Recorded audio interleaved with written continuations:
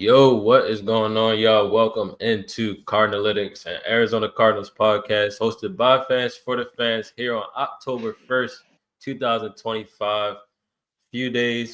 Multiple days now removed from an Arizona Cardinals defeat at the hands of the Seattle Seahawks on Thursday Night Football. So many talking points yet again, so many questions yet again. And, I got my guys here to recap, but we're also here joined by Cardinals on SI, Donnie, Druin. How is everybody doing? Quarter of the season. I know it's 18 games or 17 games now, but feels like a quarter of the season in to another Cardinals season. Yeah, I guess I can go. I'm not feeling too happy, man, right now, but it is what it is. It feels like the game was so long ago. I'm kind of glad we played on Thursday, so we could have kind of like an extended break and just enjoy football on Sunday, just for what it is. But nah, it's just very very underwhelming right now. Mm-hmm. My local Cardinals fan, now moved out there. How are you feeling? How are you feeling? You are an optimistic guy, but even you have started to have questions. How are you feeling, after these back-to-back losses? Yeah, it's a super tough one to swallow. Last Thursday, was at the game, went through all the emotions, man. I mean, it was looking bad. Let me paint the picture too, dude. This happens to me every time. Like, I purposely don't get season tickets so I can wait, play the numbers game, sit all around the stadium. It just seems everywhere I go, no matter where I sit, I'm just always next to some casual fans. And so yeah, I get to my seats and basically people sitting next to me, it was like they're probably in their 50s maybe. I don't know. They're nice Cardinals fans, but they're like, oh yeah, like, these are our season tickets, but one game a year we bring an opposing fan, and it's this lady from Seattle. And she was just insufferable, bro. And like, if this was a dude, like, I would have been jawing back and forth, like, but it was a lady, and I pretty much had to like just sit there, take it, and it was so brutal, dude. But funny enough, of course, they left probably beginning of the fourth quarter, even like they were out pretty early, and there was this lady sitting to our right. She was probably in her mid 60s, and she was loving it, dude. She was wearing like an LL Bean like canvas like button up like gray shirt and like some like hiking sandals. But she was like double fisting beers all night. Absolutely attacked a bag of peanuts, which was electric. And dude, she started getting so into the game, and basically we scored the two touchdowns like back to back. And dude, the second touchdown, I like cross over to her, pick her up, dude, and we just both start jumping up and down, dude. Like, dude, this shit was comedy, bro. But it was awesome. And like at that moment, I think we all felt like we were about to win the game. Had all the momentum and everything, and it was funny too because she was asking me about like what's gonna happen next, and I'm explaining like the OT rules and stuff. And then I like look over and I just see all this laundry in the field, and I'm like, what the fuck just happened? And it was pretty much then and there that you kind of knew it was over, which was just awful, dude. Like, because then you get like the Colin Cowherds going on TV the next day talking about Kyler Murray's not a fit in Arizona and yada yada yada, and it's just like, dude, that's 2 weeks in a row that like Kyler has done what he's supposed to do. Like in the Seattle game, bro, he literally did absolutely everything he possibly could have to give his team a chance to win. And then a special teams like blatant, like awful error costs you a game. I mean, 28 seconds left. It's not even like Kyler scored and then it was like, all right, Seattle has a minute and a half and a timeout to go work down the field. It was like he bled the clock from 3 minutes to 28 seconds, gets off the field, and doesn't even really give the defense a chance.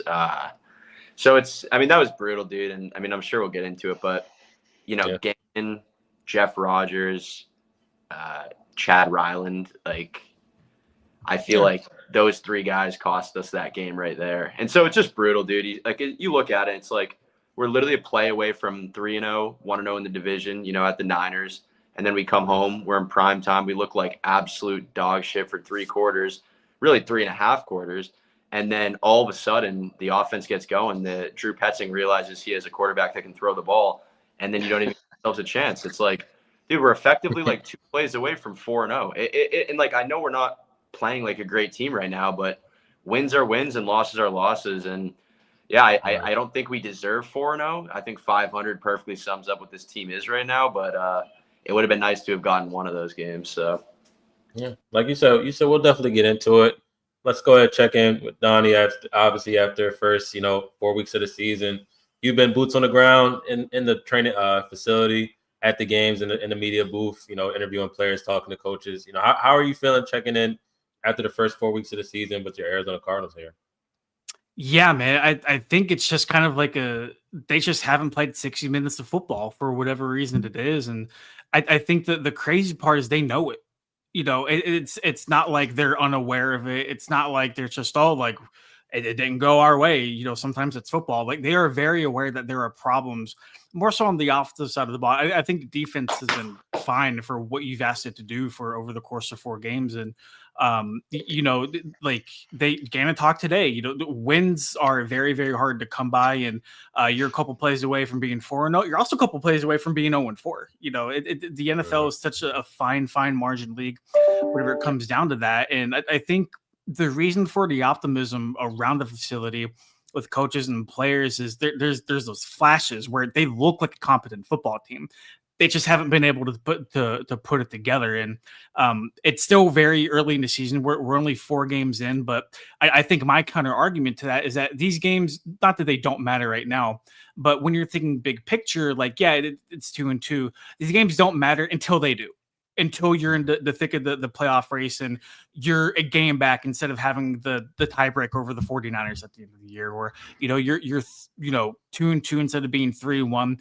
That's the difference between maybe winning the division and having to go on the road as a wild card team. Like, these games certainly matter, and I think when you evaluate the second half of the schedule after the bye, you were supposed to take care of business to set yourself up to potentially have these kinds of losses happen towards the back half of the schedule. And I think that maybe the good news is that the Cardinals haven't peaked yet. They haven't come close to peaking. And theoretically, if you take a step back, like, you want your team peaking, quote unquote, at the right time. But I would be lying if I told you I wasn't at least a little bit concerned about this team. The coaches and the players, they're not going to tell you they're concerned about it. They're not going to get over a microphone and point fingers at each other and play the blame game.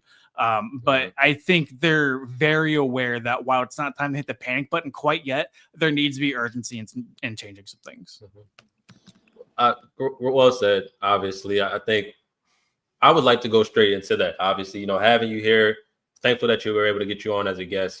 We know that you're, in the locker room, like we said, talking to the players every day. Like, I want to know. I know we all kind of all have questions for you, like, internally, but one of my things is kind of just piggybacking off what you just said, kind of like, they show that confidence. And I've said it on here where it's like, I kind of feel like I get gaslit a little bit by Jonathan Gannon and Drew Petzing, especially, just with the stuff that, like, it makes it feel like, what we see is quite not what they're intending, even though, like, proof is in the pudding on what you put on, film in terms of your numbers as well. Like kind of what's your assessment on, like, kind of how they, talking about their team in terms of, like, Jonathan Gannon says not many changes are going to be made. And obviously after this mini bye, he said, we've internally looked at stuff and kind of wanted to internally change things. What has kind of been your take on that? Like, just being around there and listening to them. And like you said, like, the confidence is still there, but, like, kind of like you said, your backhanded not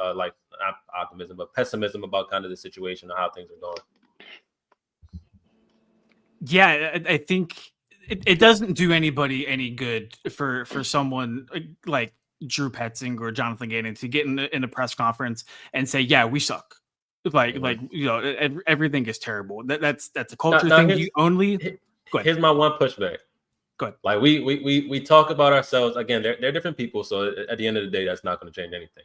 But we talk about ourselves, like, our fans like to compare our rebuild to the Lions. I feel as though, like, a coach like Dan Campbell would inspire his team by telling them they suck, kind of like that.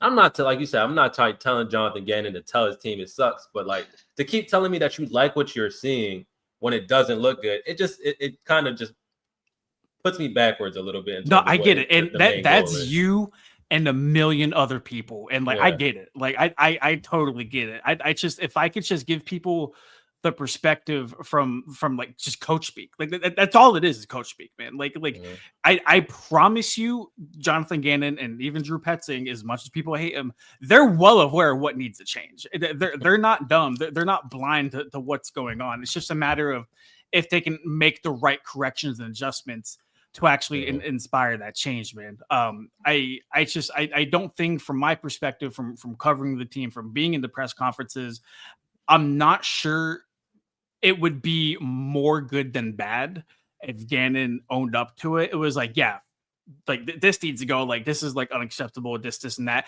That's just not who he is. It's not the type of leader he is. That's not the type of man he is. But to your point, though, Corey, 20 minutes after Drew Petzing talked to me, that Nick Rallis sat in front of a podium and was like, yeah, I think we could be a lot better. Like, we need to make improvements. Here's what we need to do. And I think that's why a lot of people view him as maybe more of a head coaching candidate, seriously, as opposed to Drew Petzing, because those were like night and day personality answers. And I think people were more inclined to listen to what Nick Rallis had to say, even though his side of the ball was performing much, much better.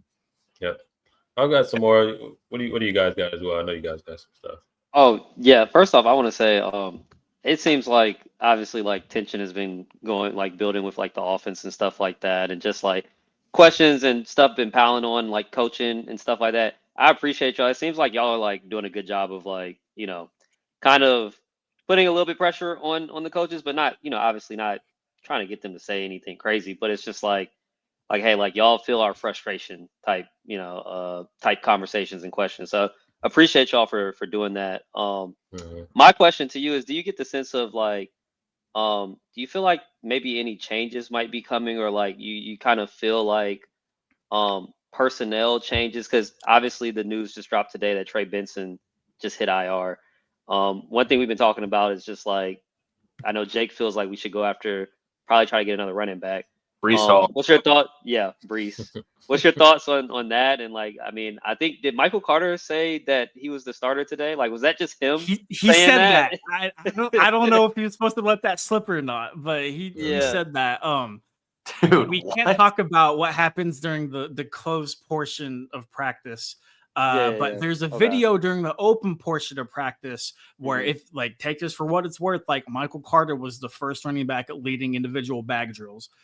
You can take that, run with it. You can disregard it, whatever. I'm just saying. I truly do think it's going to be a by committee approach, and whoever is the hot hand, they're going to ride. Whether it's DeMercado, whether it's Carter, whether it's Bam Knight. I mean, Bam Knight had a really impressive run in preseason as well. So, I really think it's just really going to depend. I think in terms of personnel changes. And I was about to say, and the reason why I asked that is because when James Conner went down, and we did have Trey out there, and then even Trey got banged up. I mean, like, we went to kind of just throwing the ball heavy, and so like, I'm not sure if you have Michael Carter out there, you have Bam Knight out there, they're not really runners between the tackles. They're more so like, get them in space, like, work them in the passing game. So like, do you think that like with some personnel changes might come, because they might still want to try to be able to run the ball? Or try to run the ball. I think I would, at least up front. I think as soon as Will Hernandez is healthy, I think you got to plug him in. And like that, I'm not speaking negatively to Isaiah Adams at all. But he's that's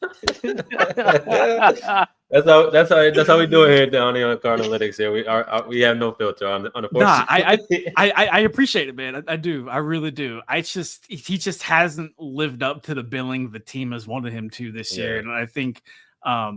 It was my understanding, talking to sources whenever Will Hernandez was signed, that he was under the impression that he's going to be a backup until needed, and he's needed. He's needed. It's kind of at that point too. The throwing the ball thing is interesting because you can look at that Seattle game, and Jonathan Gannon afterwards said that because Seattle was so stacked in the front seven, the game plan was to already kind of throw the ball, but when you look at what worked and what didn't, like, it's so obvious. Like the ball was better in Kyler Murray's hands when he's throwing it, instead of just trying to hand it off and trying to establish the run and sake of establishing the run. I would love to see them go up tempo a little bit more. I would love to see them maybe try to spread them out a little bit more. Not Cliff Kingsbury spread them out, but when your bread and butter is running the football, you can only do that so many times before you're just running into a wall and you're ultimately like hurting yourself. I think my concern with that happening, at least on a full-time basis, is Drew Petzing's system is not built to just flawlessly go from running the ball 35 times a game to passing the ball 40 times a game on a weekly basis. They don't have the personnel to do that. The passing schemes, the route concepts, it's not there. And I think that's ultimately, if we want to get into a deeper conversation, why Drew Petzing might be finding a new job at the end of the year. It's because it's not working. Like if we could be very frank for a second, it's not working. And your offensive line hasn't performed up to par since Clayton Adams left. You've lost your top 2 running backs. And not only can you not run the ball, but like receivers aren't catching passes. Guys aren't getting open. Like this offense is a mess right now. Yeah. Yeah. Well, I mean, we've also kind of said the same thing. So I'm glad like hearing it from you. Yeah. Like, we're not everybody kind of sees it. Yeah. No, I'm not like getting on here to slander them. I'm not like, these boys are these guys are ass, fire everybody. But like looking at it objectively, like it's clear that the offense has not had the success they've wanted to. And you can see that in Jonathan Gannon's eyes and words. You can see it with Kyler Murray, Drew Petzing. Like if they're never going to be in front of cameras and microphones, and even in the locker room, like you can't really feel like there's any tension of, oh man, like we got to get our shit together or else the season's going to go. Like you don't feel that at all whenever you're in there. That's good too. But there's also an understanding of, hey man, like we're not going to hit the panic button, but like something's got to change. Something has to change. And I'm really curious to see this Sunday, because not that you can never discount an NFL team, but like you should beat the Titans. Like just from a pure talent perspective, you should beat the Titans. And if it doesn't happen this week, I don't know when it's going to happen. Yep. I'm seeing a lot of low scores for people predicting the game, and it kind of goes hand in hand how well this defense has played. To I think they're top 5 or 6 or in terms of least points allowed in the NFL so far. But it's like this offense. Like I told these boys, we struggle to get to 20 points. So it's like, can you predict this offense getting over 20 points in a win? I personally can't right now. So it's like I'm seeing a lot of 2017s, 20-13s. It's like you're continue to keep asking this defense time and time again to keep getting stops. It's going to be a game where, and at first in terms of the Seattle game, it kind of felt like that, the way where it's going to be like this is a leaky dam that's finally about to bust. But kind of they still did their thing, and that's why this defense, you have to continue to commend them for their success because of the fact that they continue to perform in terms of an aspect that allows the offense to stay in the game. And it just needs to find a way for this offense just to break through at some point to back up that defense it's playing well enough. Like 24 points in the last however many X games. I think the last 2 games would have won you the game, I believe.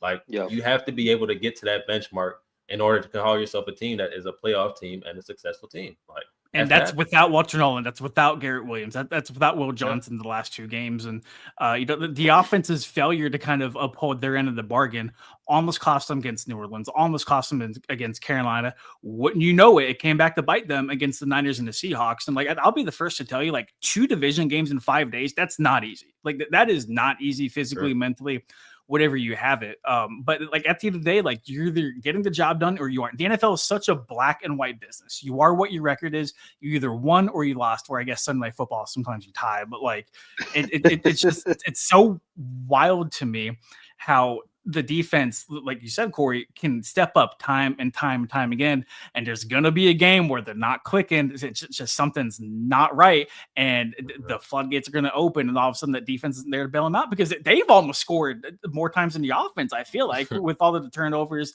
and all of the point opportunities that they've afforded them. Yeah, we'll get more to the offense. Real quick, just want to say what's going on to Dana. She copped in and say, hey, Donnie, hey, fellas, appreciate you coming through. Of course, always, Dana. That's our girl. Jake, what you got for me, for Donnie? It's been a very tumultuous last couple of days, but what you got for me so far?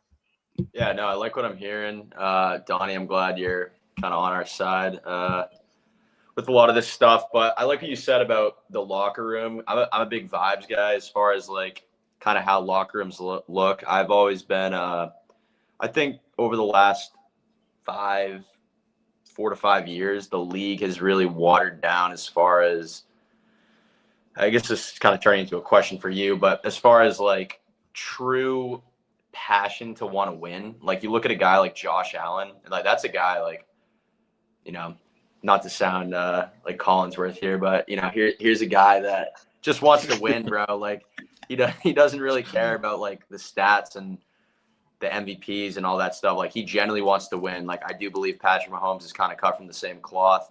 I do believe Lamar is kind of that. I mean, not that he's had the success yet. I guess Allen really hasn't either, but they want to win. And like something I feel like I've noticed in the league, and you could probably attest to this, Donnie, like being around guys, hopefully not our guys, but it seems like it's become more of a business and less of like a team sport where guys really bought in. So I guess, do you have anything for us as far as like, you know, are the guys really gelling together, you know, outside of the public eye, you know, from like what you're able to see? Because truthfully, that's something that to me is like an X factor as far as team success and winning football games is, are the guys fucking with each other? Like just you know what I mean? Like, are they? Yeah. Is it casual? Is it like they come off? Does it feel like a team? Yeah. You know what I'm saying? Like, are they coming off a loss and they're just kind of like blasé, like, all right, you know, bad day of work? Or is it like, you know, they feel like they went to war with their brothers and came up short? You know what I mean?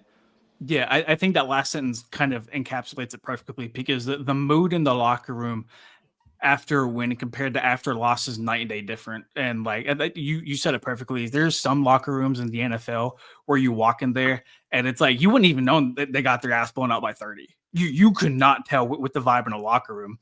Not that it feels like a funeral every time they lose, but there's just this sense of like frustration. It's just this like eerie quietness whenever you walk into the locker room, and like some guys don't want to talk, some guys don't really want to like show their face, and that's not to like avoid the media, but like it's just so frustrating from their point of view. And I'll give you guys a perfect example of this. My first year covering the team was Cliff Kingsbury's last year in 2022. So I got a taste of Cliff Kingsbury, and then I've gotten a taste of Jonathan Gannon. And it's so night and day. It truly is. Like when I tell you the buy-in from a lot of those same guys who played under Cliff compared to Jonathan Gannon is so different, and like in such a positive way. You can say a lot of things about Jonathan Gannon as you know, a head coach entering his third season coaching the Arizona Cardinals. And I've been kind of vocal about this is really the first year we're going to see him coach a team with expectations. Right. 2023, 2024. Oh, they played hard. They're going to catch some teams. No, no, you spend a bunch of money. Now you're on the radar. Now you're expecting to make the postseason. What are you going to do? How are you going to play? There's a lot of things you can't control as a coach, but the one thing you can is the buy-in in the locker room. And like, I could tell you guys, like, no matter how the week goes, win, lose, or draw, those guys will play for Jonathan Gannon. They will go to war from him. And I think that's the most important thing you can have. Picking back off of that, I think there's no friction in the locker room. It looks like everybody's getting along fine with each other. Like, yeah, the guys are fucking with each other in the locker room. They're laughing. They're having a good time. But it's not we don't care about wins or losses good time. It's hey man, like it's a long season. Like we got to have each other's backs. Like we're in this together, especially with all the injuries that have happened from top to bottom of the depth chart. Like they truly do need guys 1 through 53. Super Bowl teams count on every single one of those guys. And I'm not saying the Cardinals are a Super Bowl team, but when you have a lot of those guys, Jonathan Gannon, Nick Rallis, Josh Sweat, those guys who have been to that big game before, they know what it takes. They know what's going to be in that locker room. They know what is required to get there. Do the Cardinals have it? Probably not. Not talent-wise, not this year. We could talk all day and night about that. But in terms of the intangibles, in terms of the overall locker room vibe, I think it's in the right place. And to be honest, I think this goes back to Jonathan Gannon's press conferences where he's vouching for Drew Petzing. We're saying, hey, you know what? I don't have a problem with play calling. If you have a problem with it, come talk to me. I just think that's a culture thing. And I think it's a culture thing because he's saying, hey, you know what? Like, we'll be good. Just like trust don't worry about the results. Trust the process. Trust in your ability. Trust in my coaching. And sooner or later, it is going to hit. Whenever it hits, we'll be off and running. But until then, just keep doing it. Keep a positive mindset, and then everything will kind of go from there. Like there's a lot of like Ted Lasso to Jonathan Gannon. The more like talk myself through it. Yeah, see exactly what you're talking about. 1,000%. And it's actually interesting that you brought that up, because I wanted to piggyback off of literally that point, because I saw your tweet today where you mentioned the process, the balance of being process driven, but also having urgency when making like adjustments towards the start, and like that entire quote. I'll read it out real quick if nobody saw it. It says, "No panic button here. Trust the process, but I am very aware of when we have to tweak our process for results. I talk about it kind of daily. When you're in the NFL, you're going to go through stretches of games. During a game, a 2-game block, a 3-game block, a half, like here and there. It's not all going to work like you want it to. You got to look at it with a critical eye and see if you had to tweak some things. You know what I mean?" I see how you said that. And that's the fun of the job. That's our job. My job first is if we have problems, we got to solve problems. You can do that a bunch of different ways, but all 32 teams are probably going to do the same thing. And I can respect that. I truly can. I can respect that. But at some point, this process stuff, like for a person like me internally, who has vouched for Jonathan Gannon, I think we all vouch for Jonathan Gannon in terms of the process, because we saw what a bad process looked like for multiple years at the helm, right? So when we get a good process in terms of, owner doing owner things, GM doing GM things, head coach doing head coach things, it's like, all right, this is all good. But at the same time, it's like, well, you flash forward and Kyle Odegaard's been taking a little bit of heat, online for basically, if you want to call it trolling, if you want to call it, being harsh on the Cardinals. But it's like we're now 14 games into the division, we're 3-11. Like it hasn't been, in terms of the process. Like you have to see process, I think, internally, and I include internally as you have to win division games, and they're not doing it enough.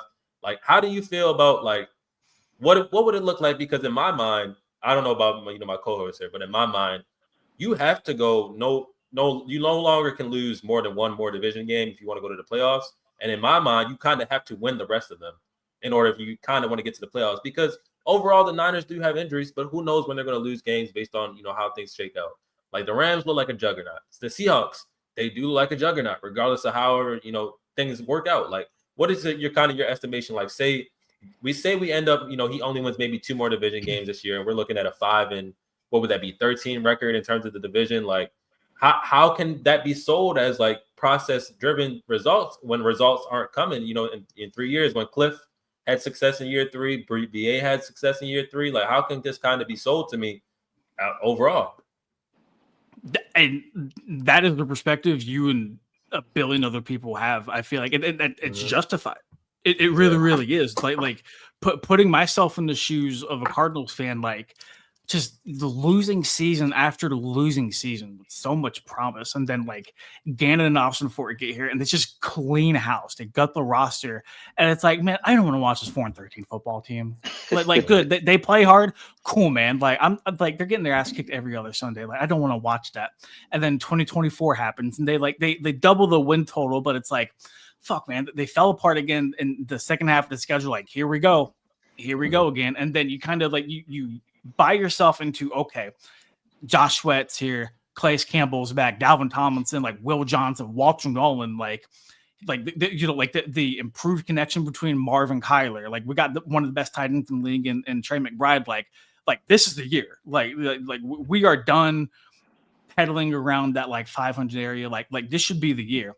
And to start out like they have, like I would be so frustrated. And then further in that, to hear Drew Petzing be like, yeah, everything's cool. I'd be like, bro, like, what are you talking about? Everything's cool. No, it's not. Like, as a fan, I get it, man. But I think when you look at the division thing is not big picture, but like for me, like just getting to the postseason. Like it doesn't have to be the division. Like, and like I know like division success is important, but like those are only 6 out of the 17 games you're playing. Like those are big, those are important.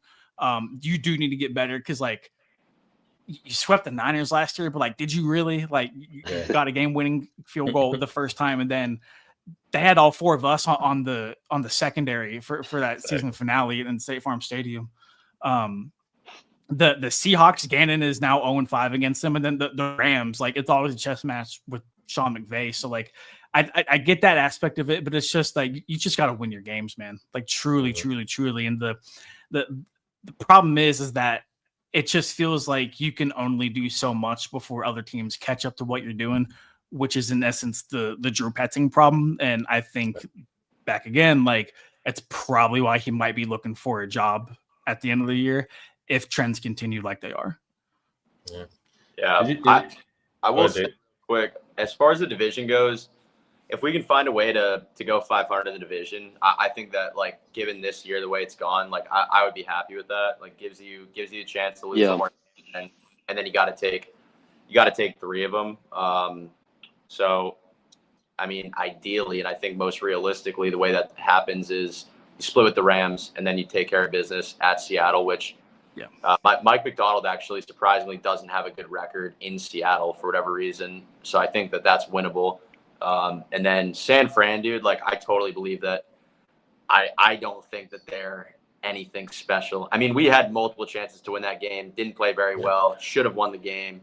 But like, I think the Jags are decent this year, but I wouldn't say that they're like a special team. And they should have really pumped the Niners last week. It was kind of like a miracle that the Niners like hung around in that game. So I think it's very doable for us to go 3-3 in the division. And then kind of like Donnie's saying, like, dude, I'm of that same mindset as a Cardinals fan. Like, okay, yeah, we're 500 right now. We're 0-2 in the division, but we got 14 games to go. Like, who's to say we can't go 10 of those games? You know, like probably not, but like it's possible.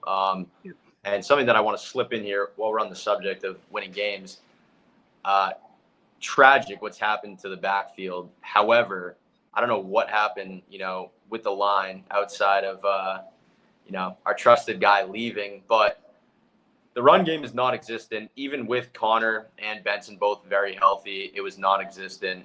You kind of saw it last week, like 9 minutes left in the fourth quarter, 8 minutes left, down 2 touchdowns, spamming pass plays, and like, holy shit, it actually was successful. So, but I do agree with Donnie. Like, I don't think Drew has a plethora of like passing concepts in his bag, if you will. However, at this point, it's like, and I think one of us had said it in the group chat, like at some point this week, but with the way the backfield's looking, you pretty much have to throw the ball upwards of 35, you know, to 45 times a game, like kind of like Spencer. Yeah, that's kind of how I feel. Yeah. You know what I'm saying? Which, dude, I think that it like actually might work in the sense of like we have to throw the ball. So eventually guys are going to get open. Eventually Marvin Harrison is going to moss Devin Witherspoon. You know what I'm saying? Like, given the this was, I think, Marvin's highest target total in his career last week. And holy shit, the guy came down to the 6th touchdown. He had 6 catches for 66 yards. So it's like Drew Petting, it's like you want to just like shake his head, like grab his bald head and shake it and be like, dude, like just fucking throw the ball. And like, holy shit, we did that last week and it like actually yielded like pretty exciting results. I know that, like, you know, to be a good NFL team, you need to have a balanced game, but like, okay, let's let Benson go get healthy. Let's see what we got in Carter and, you know, in a more advanced role for DeMercado.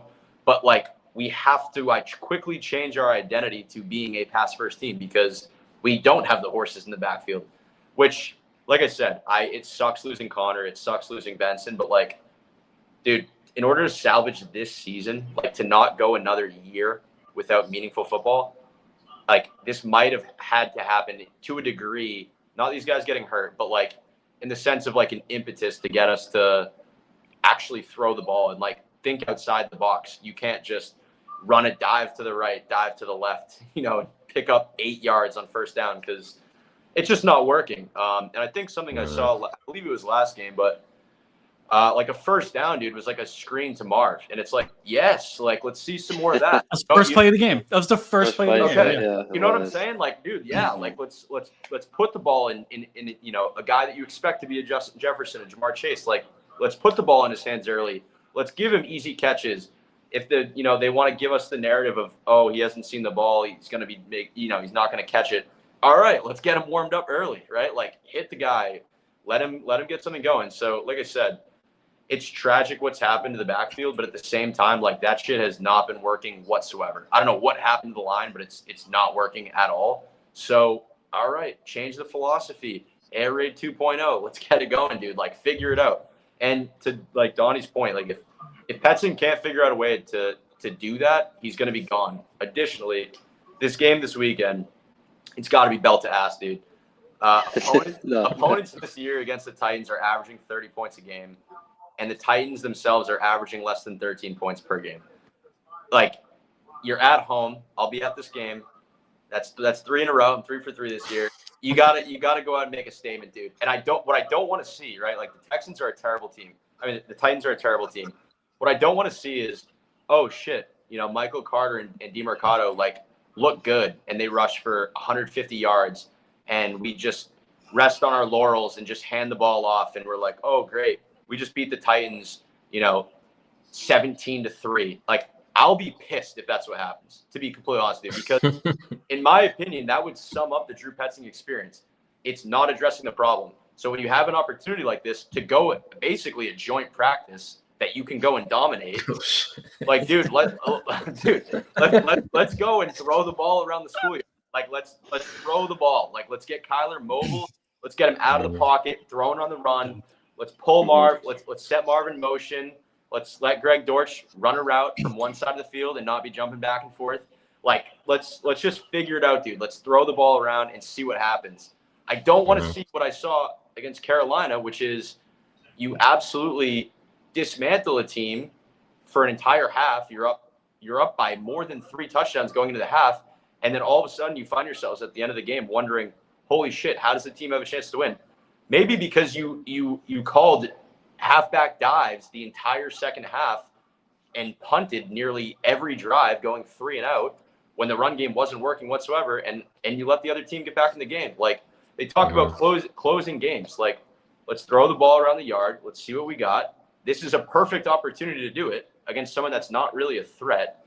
And then on the other side of the coin, if by some reason you allow yourself to lose this game, throw in the towel, bro. The season is over. Nah. Wait, so I do want to say something off of that, because I'm not gonna lie. Just talking to you, Donnie, today, and then hearing our resident optimist, Jake, I'm kind of the tides are kind of turning a little bit for me. My question for you, I'm gonna get into it, but like, I kind of look at the game. I kind of look at the season in quarters, right? So like, first quarter of the season, this is kind of how I like go through the games and like say, okay, this is what our schedule is going to look like, our record, potential record.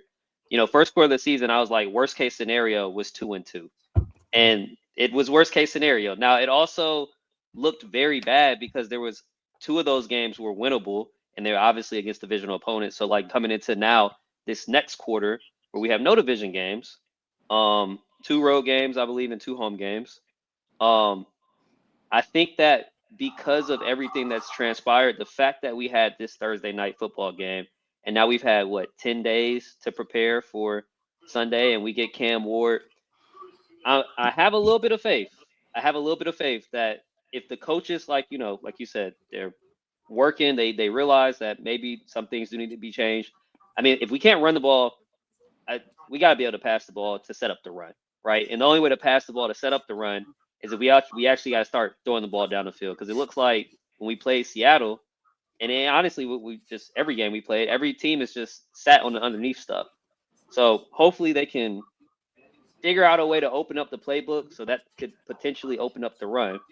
And I guess, we got Tennessee, we have at Indy, yep. And then we have the Packers at home, and then we have at Dallas. What do you think is worst case scenario for that stretch and best case scenario for that stretch? Worst case 1-3, best case 3-1. And like, I know that's such like a varying answer. But like really, I think this game against Tennessee for me is kind of, it's going to tell me what I need to know about the next couple of weeks. Because like you said, like you had 10 days to figure this out. We've seen everything possible that you could have gone wrong with offensively. Like, you're going to have, like, we talked today in the press conference about Jeffrey Simmons being a game wrecker. Micah Parsons is going to be in here in 3 weeks. And if you don't have a plan for Jeffrey Simmons, as good as he is, what do you think Micah Parsons is going to do to your offensive line? Like these are the dominoes that are going to start falling. And it's like, okay, well, like, nobody thought the Colts and Daniel Jones were going to be anything. Like, and this year they're what, 3-1, 4-0, something like that. Like you are going to have opportunities to try to prove yourself, but like, if you go out there Sunday against Tennessee and you find something that works, I don't care if you run for 200, I don't care if you pass for 400, just find something.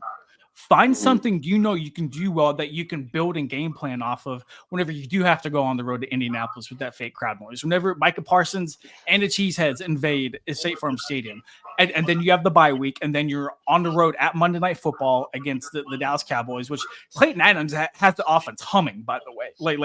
I know Schottenheimer is the play caller there, but like, people really underestimated the amount of play design and run scheming Clayton Adams. The Cowboys have one of the best offensive running attacks in the league.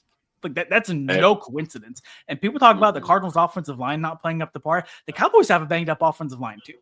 Yep. They're missing their best receiver in CD Lamb. They just put up 40 on the Packers defense, which was heading into that game considered one of the best units in the league. So like the case in point, man, it really can go anyway. And like the NFL truly is a week to week league. And like, it's so cliche. And like, I hate saying that, but like you see it time and time again where you don't think a team's going to be able to hang with one of the big dogs. And all of a sudden the Saints are a flag away on a touchdown from taking a lead on the road against Buffalo.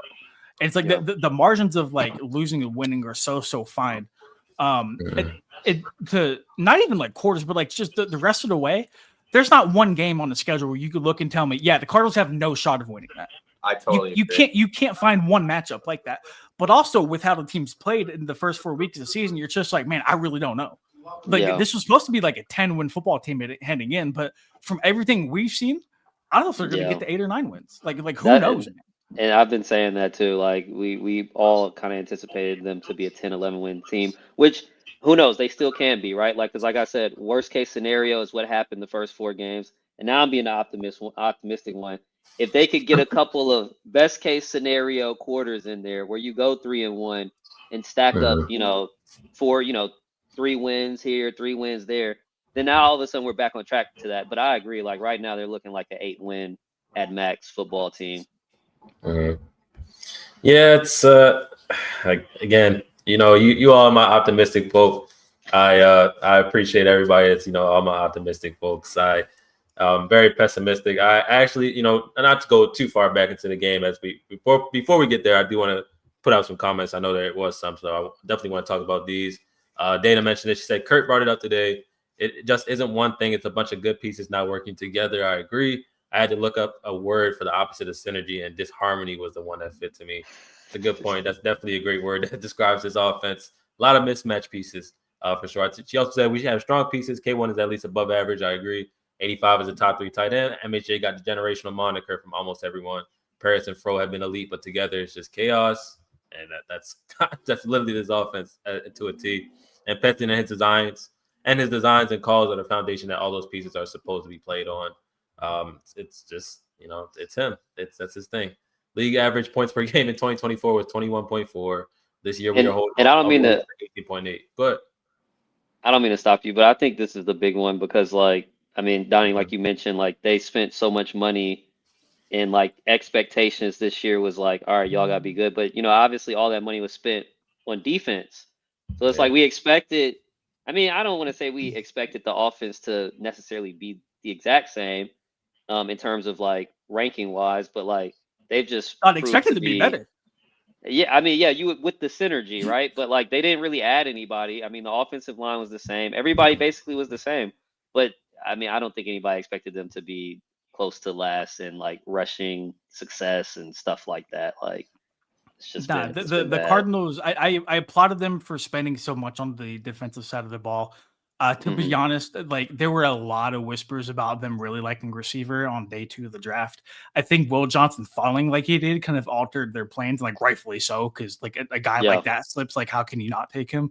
But I think the Cardinals talked themselves into saying, hey, you know what? Like another year of Kyler Murray playing under Drew Petzing and like the chemistry with all of his weapons, like it should hopefully like take that next jump. And like, to be honest, man, they were banking big time on Marv taking that massive sophomore surge, which I thought personally was going to happen. But in totality, when you look at the offense, they basically were banking on the power of friendship to save them. And lo and behold, the power of friendship has not saved them so far.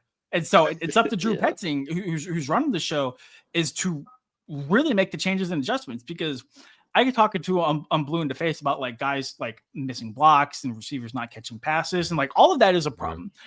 And I think that's the biggest thing, is that like it is such just like right now a shit storm of so many things. Like I cannot point the finger at one thing or one person and be like, hey, if you just change this, everything will become better. Yeah. But it's still on the offensive coordinator at the end of the day, especially with Gannon being a defensive guy. Like it's really Drew's show. Yeah. Especially without Clayton Adams, especially with no other guy on the staff with like very experienced play calling duties and like experience behind him. It really is the Drew Petzing show. Like it all falls on his shoulders. So it's all up to him. It really, really is. Now, I obviously, this probably is a question that can't be answered, but like internally for fans, like this was a big year for Kyler Murray in terms of like, what if he didn't do X, Y, Z? You have more justification on why you want to move off of him, said per se.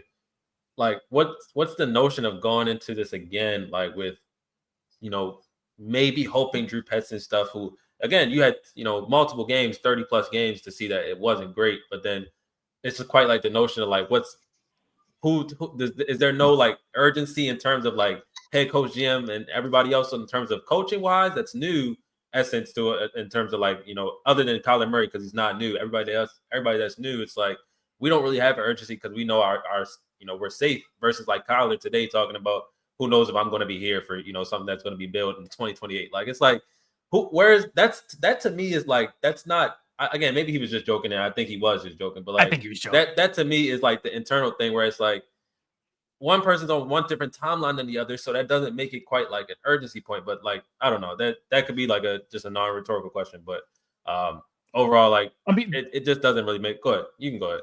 No, the Cardinals had to replace 4 assistant coaches this past offseason. Like that, that's nothing to shake a stick at. Like that, and like most of those guys, I believe, y'all can correct me if I'm wrong, or if my memory is just like throwing me off, but like a lot of those guys came from college, and like it's just a different game. And like right now, the Coach Friday off the line coach is like the first thing that pops in my head, to where it's like, someone said it to me in the facility today. I'm not going to name names, but they were like, "This isn't Michigan State. Like you're not game playing for Michigan State. You're game playing against grown ass men, the best of the best, every single week." And it's just been like a really tough adjustment for those guys. It has been. Like I'm not ragging on him, but like to try to replace Clayton Adams and what he did, and going from college to NFL, like that's such a massive jump.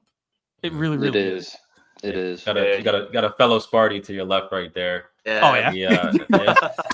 So, I didn't say it. Somebody told me that. I didn't say it. No, it's painful, but dude, that's so valid. And actually, funny enough, like I kind of have a weird, not connection to Fry, but what's up, Cody? Someone close to me knows that family, and dude, that's honestly a great point. Like it really, you're not going against Michigan State, and it almost feels like that's kind of how they expected that to go, because that has looked absolutely brutal. Like the line, it's to the point where I'm like looking at it, I'm like, I don't know if we're gonna have a guy like genuinely rush for more than like, I mean, until Benson gets back like 50 yards, dude. Like I'm being dead serious. I don't see until you get like Miho things back. I just don't. I'm not confident in that at all, and that's why I'm like, all right, let's let Kyler go back to 2021 and just sling the rock. Something I do want to mention, Corey bringing up like the Kyler situation and everything. I feel like, if I'm Monty Austinfort and I'm watching these games, I'm riding with Kyler Murray. Like you look at all these guys coming out and like,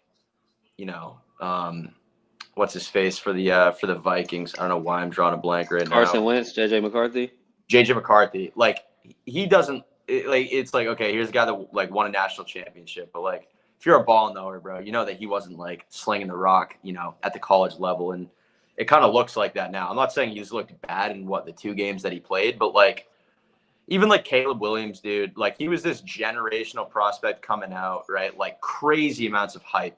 And I will say, like, I was very down on him last year, and he's looked better this year. He definitely has, but like he still tries to do like his college stuff, and like it doesn't really work, like the guys chasing you down as a quarterback in the NFL are just night and day. Even if you play in the SEC or like the Big Ten, it's totally different. And something like, and I'm constantly, dude, like fighting on behalf of Kyler on Twitter. Like, dude, look at my mentions, bro. It's a war, bro. Every day I log into that app, it's like, all right, what point do I have to refute today about my guy? And I think, I'm not saying Kyler's played at an MVP level this season by any means, but it's like, and some fans are actually starting to catch on to it. And they're saying, like, if we move off this guy, he's going to go somewhere else and he's going to shine. And it's so true, dude. Like, you've seen him shine at the NFL level. 2021, he was in MVP discussions. Then he had the knee. But it's like, dude, so many of these games, like, he literally has been such a massive main factor, I would say, into keeping us in the game or winning us the game this season. And it's crazy that, like, and I understand, like, the national media and the national fans around the league just hate on this guy. And it's like, no one's done him any favors, including himself. Like, I have to say, the whole, like, picture with the Mike Vick jersey and his dog, like, yeah. I had to defend that too, because I had guys coming at me all over the place. It got to the point where I said, yeah, that was a bad move. Like, whoever's in charge of his PR should not be, because that was brutal. But, like, my point in saying all this is, this guy is just like the national punching bag. It started, you know, with the whole, like, contract bullshit with the video game playing and whatnot. And people just won't let it go. But it's like, dude, from, like, a pure film perspective, like, if you look at what he's been doing, like, dude, look at that Seattle game.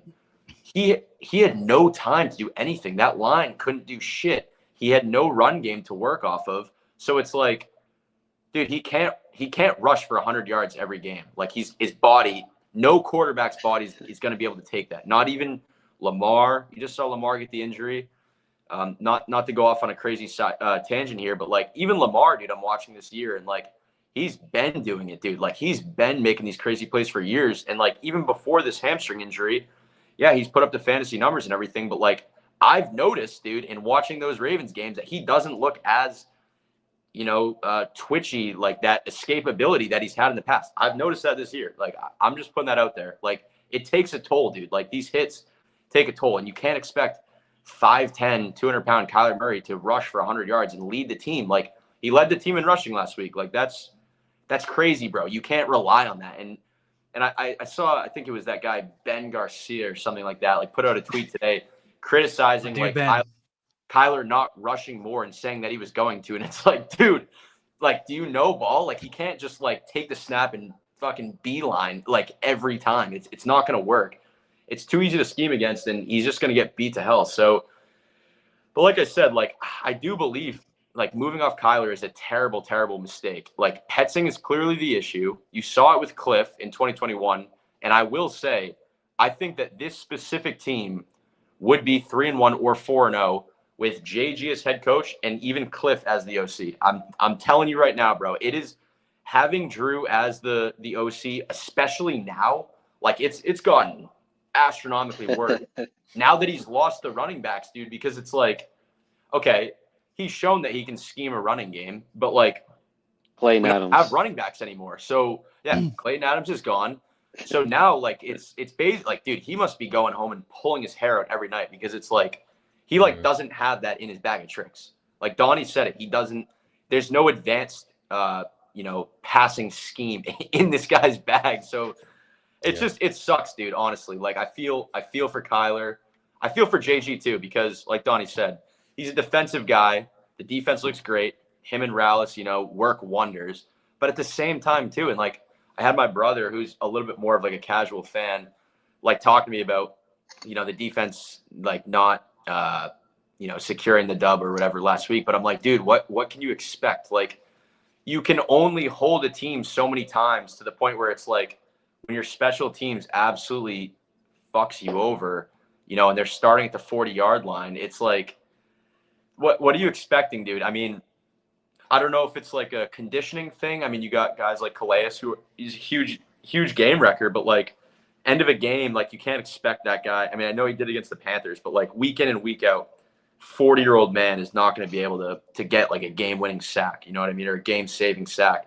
So I don't know if it's like a motor thing, but I will say, like, how about some more, longer sustained drives by the offense? Give the defense that time to just recuperate, to get back out there, because, unless you're rolling with like a Legion of Boom type defense, like your defense is in today's NFL, your defense can't win you games week in and week out. So I don't know, man, but back to my original point, like, I don't think moving off Kyler is the right move. I feel like his in-game maturity as like a field general, the way I look at it, has been great this year. Like, doing the best he can with what he's got.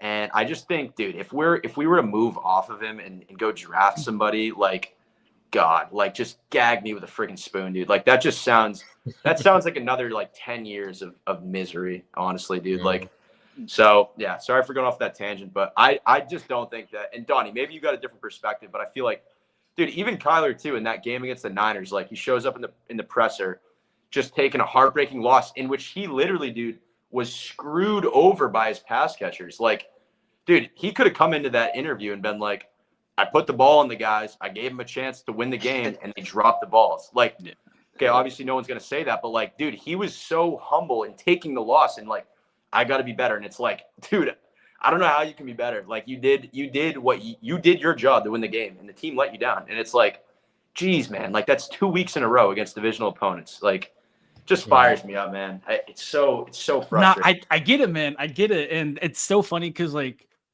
Kyler's got to be the most polarizing athlete I've ever covered. No kidding. Truly. And I covered the Suns too, so like, I've been around Booker, Bill, Durant. Like, I've been around some dudes who get a lot of hate. That's great. Yeah. And it's just like locally, it's so hated love with Kyler. And I think really quick on the leadership part of it too, and the maturity and everything. You could say a lot of things about Kyler since the start of his career, but like, I promise you, no dude in that locker room wants to win more than him. I promise. Like that dude wants to win more than anybody tweeting at him during games, calling him every name under the sun. Like, he wants to win. So like, for people to root against him just blows my mind. Honestly. Like, as a Cardinals fan, like that's so crazy to me that you're actively rooting against a quarterback. You can not like him, which is whatever. It's fair, I guess. But like, to actively root against Kyler is crazy. I don't know how I feel about the moving off of him, keeping him thing, because I think it's so dependent on like Drew Petzing's offense and everything like that too. But touching on his play this year, and I remember the last time I was on here, I think I riled you up a little bit because I was like, look, second half of 2024, like, that was on Kyler. Like Kyler made way too many mistakes. And as a guy who I feel like I've defended Kyler more times than not, I remember saying, okay, you know what? Like, I'll have these conversations now. I will open the door. Let's talk about Kyler Murray. He's operated everything he's been asked to do in his offense so far. He's not part of the problem. Kyler Murray is not the problem. Like, Kyler's being asked to be a glorified game manager in Drew Petzing's offense.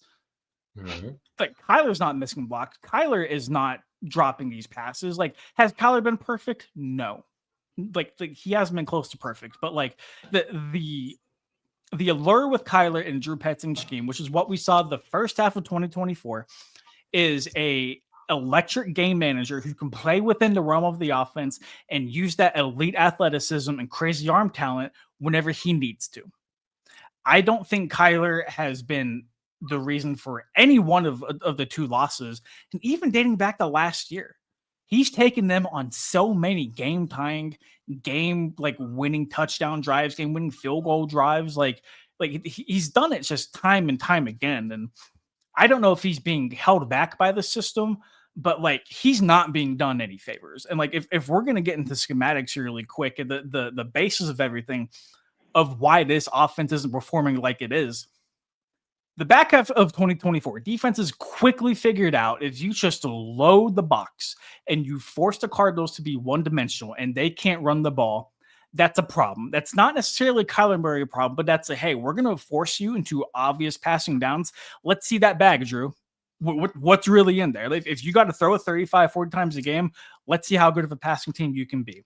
And that's carried over into this year. They've made no adjustments. They brought nobody new in with a worse offensive line. The chemistry between him and Marv hasn't really improved like people thought it was going to be. really quick side tangent. Michael Wilson makes a damn play every time he's thrown the fucking ball. Shit, maybe we should get Michael Wilson a little bit more involved for my 2 cents. Yeah. I'm just saying that it's so crazy. Another side tangent that people are like, oh, we should go get Romeo Dobbs. We should go get Jacoby Myers. They can't even use the guys they have. Why are we getting other ingredients to make lasagna when there's nothing to cook it with here? It's the chef. It's not the ingredients. It's the chef. And until that gets proven time and time again, which it will be over the course of the year, unless they make these drastic changes starting this Sunday, it's not going to work. And Drew Petzing has, at least from my eyes, I'm just a dude with a backwards hat talking in front of a microphone.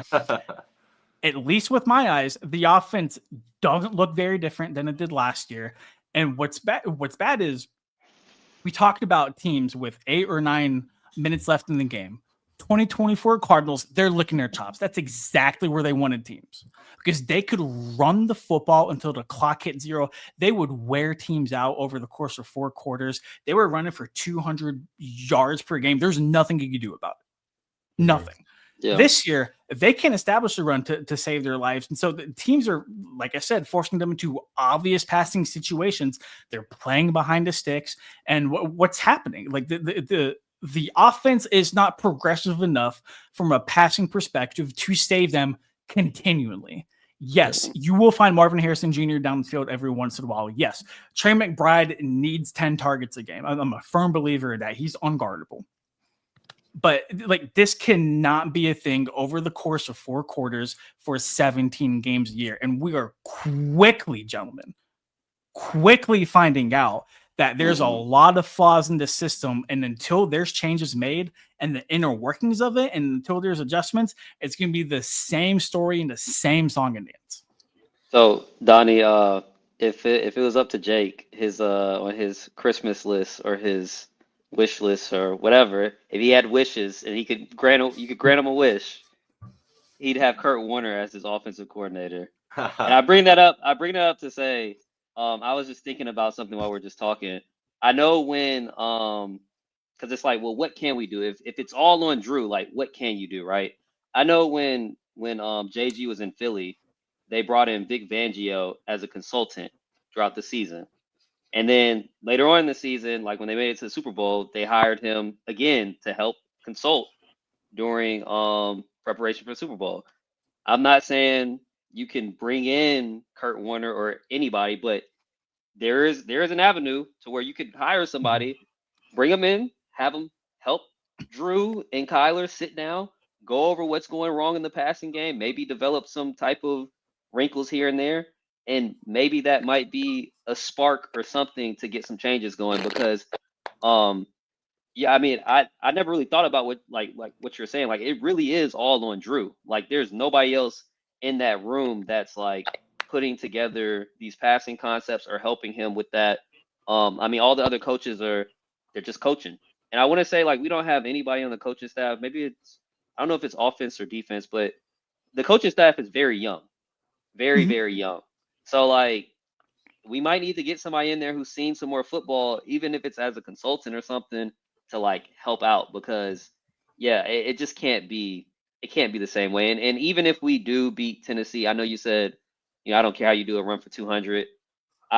If they run for 200 and if they barely beat them and they still can't throw the ball, like, something still has to change. In my opinion, something still has to change. Mm-hmm. No, I think that's perfectly acceptable. And I think back to the consultant thing, like, I do think that would be a good idea. Like, it does not hurt getting a second opinion on what you think you could do better on little wrinkles that you said. And I think my fear, and like, they're not going to fire Drew Petzing midseason. That's not a thing, because there is nobody on that staff who is equipped to take over unless that offense just goes AWOL for like a month. That's just not, it's not going to happen. Mm-hmm. And I know a lot of people aren't going to be happy with that, but that's the truth. Like, they're not going to fire Drew midseason. Yeah. And like, I'm not, I just want to make it clear, like, I'm not calling for them to fire Drew Petzing. Like, I am, it's whatever to me. But the problem with Drew's system, at least from my perspective, is that we are already so deep into the full, like, 2 years of him having this system that's so predicated on establishing the run and having success on the ground is that now that it's really bad, I'm just not sure how much change can be good for that. I really don't know how different things can be at this point in the development and the evolution of the offense to where you can just snap a finger and okay, we fix this, we fix that. Now we're going to average 25 points per game. Like, I don't know if that exists right now. Yeah, it's like I've been saying that. I feel like personally, like I that's something I've just been saying about, Petzing and his schemes and just the stuff that gets presented with his offense. And it's an overall struggle. And that the thing that kind of worries me, like not worries me, but things that is just very interesting is that we do talk about Clayton Adams a lot, and I do want to give him his flowers because what he has done is successful. But we're talking about like, this is the guy you're supposed to block on the play. Like there's so many plays where there's just not blocking the correct person. And then that's the point where it's like, I get the Clayton Adams stuff and like what he may be teaching and the foundations of how technique is taught.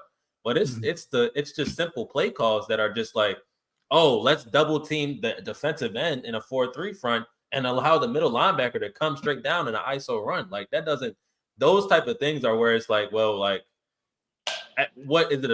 Is it a play call issue? Is it a personnel itself? Because again, Will Hernandez may be doing the same exact thing where it's like he may be helping crack down on the end and a linebacker just comes down. And that's the worrisome part, as Kyler has told you and then multiple people, is that like they're stopping the run in too high defenses. How can you pass? How can you formulate a pass game when those are the looks that you're getting? And again, he gets shit on because he's not throwing the ball to Marvin or he's not throwing the ball down the field. And it's like, these are the defense that are presented.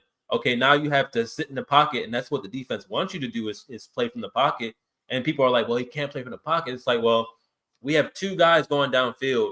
There's already four people back. And then the other two personnel, like the other two, at least weapons, time and time again, may either be just a running back or a tight end who, like, those guys aren't going to be able to make yak after a catch. Those guys aren't going to be able to, really facilitate a wiggle out of the play. And it's an overall concept thing that just, like, people get mad at Kyler for how he plays inside this offense when everybody can see this is not an offense that should be predicated to Kyler Murray. The offense that should be predicated to Kyler is, and not so much to Cliff, because again, I've always, these two guys know my Cliff agenda. It is what it is when it came to him. But like we mentioned, like plays were made inside of his offense. It got stale as the season went on, as we saw, but plays were made inside the offense. And then even so, you watch Sam Darnold on Thursday, bootleg actions, quick little dump off throws, things that should be catered to a mobile quarterback.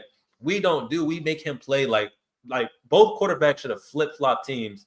And again, I think Seattle probably would have beat the Cardinals probably by 20 with the way things were flip-flop based on just how athletic and dynamic Kyler Murray is on the edge. So it's like, it's just like you said, it's just a philosophical overall offensive thing that, like, and that's where a lot of our frustration when it comes to Drew, or at least Jonathan Gannon, for me, is like, Jonathan Gannon, this is your approach. You're allowing this. It's not okay because this is the team that you inherited.